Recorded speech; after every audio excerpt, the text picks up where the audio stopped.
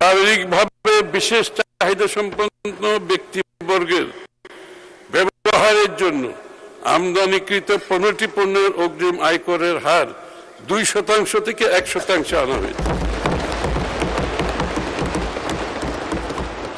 উৎস করের উচ্চ হারের কারণে স্বর্ণ ও স্বর্ণালংকারের সরবরাহ এখনো অনানুষ্ঠানিক রয়ে গেছে, এটা ডার্ক মার্কেটে রয়ে গেছে সোনার বাজারটা। এটাকে মেইন স্ট্রিমে আনার জন্য এই ব্যবসাকে আনুষ্ঠানিক খাতে এনে সরকারের রাজস্ব আদায় বাড়ানোর লক্ষ্যে স্বর্ণ ও স্বর্ণালংকার সরবরাহে উৎস করের 5% থেকে 0.5% করা হয়েছে। আমরা আশা করছি যে যে ডার্ক মার্কেটে সোনার ব্যবসা চলে সেখান থেকে আমরা বেরিয়ে আসতে পারব। কম্পিউটার